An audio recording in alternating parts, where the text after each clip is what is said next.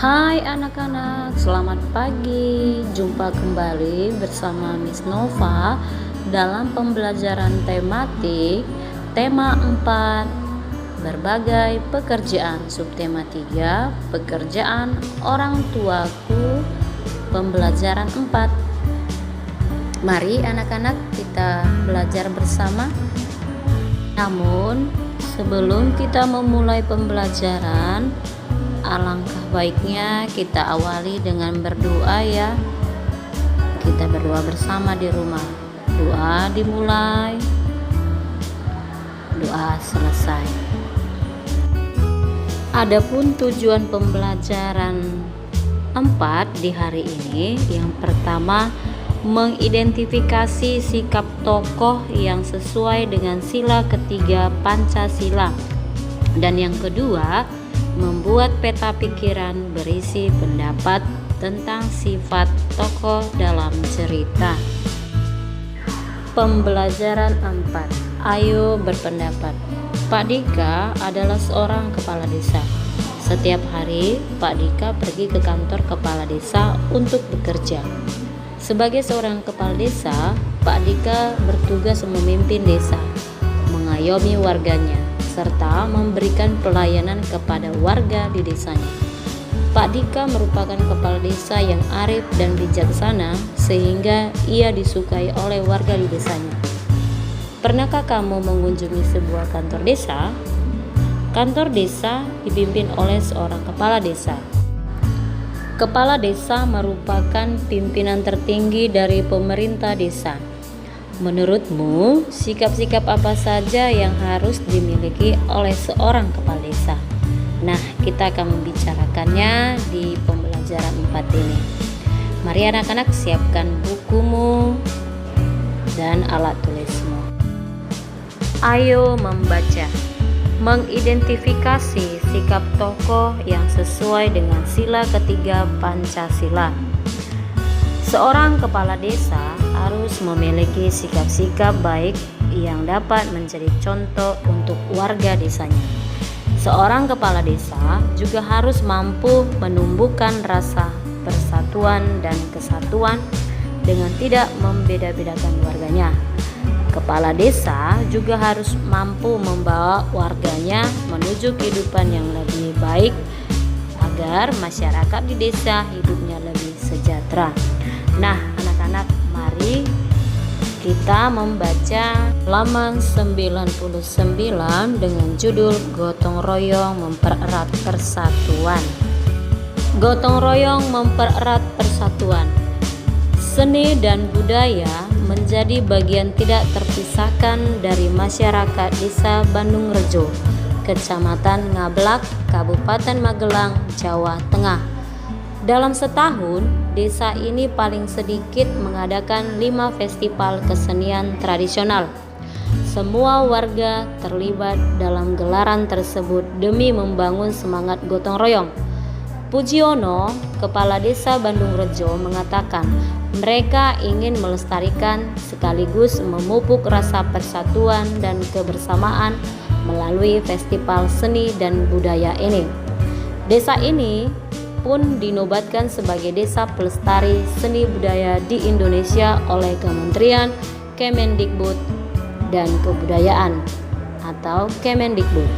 Direktur Kepercayaan Terhadap Tuhan Yang Maha Esa dan Tradisi Dirjen Kebudayaan Kemendikbud, Sri Hartini, mengatakan Desa Bandung Rejo layak menyandang gelar tersebut karena terbukti bahwa warganya sangat mencintai seni tradisi warisan nenek moyang. Sri menyatakan bahwa desa tersebut menjadi bukti bahwa jiwa gotong royong masih dijunjung tinggi oleh masyarakat Indonesia. Mereka ini penjaga persatuan bangsa. Kalau ada yang mengatakan gotong royong sudah tidak ada, sama sekali tidak. Di sini buktinya, ujar Sri. Sri menegaskan, pemerintah terus mendukung upaya pengembangan seni dan budaya di Indonesia karena sektor ini penting sebagai penguat rasa kebangsaan, memperkokoh persatuan, dan pengingat cita-cita bangsa. Tidak hanya itu, kegiatan seperti festival seni ini tampak disadari telah menanamkan pendidikan karakter kepada generasi muda, menumbuhkan jiwa gotong royong, hidup rukun dan jujur. Dari teks bacaan yang sudah kita baca tentang gotong royong mempererat persatuan, maka kita bisa menjawab beberapa pertanyaan di halaman 100. Yang pertama, apa yang dilakukan Pak Pujiono selaku kepala desa?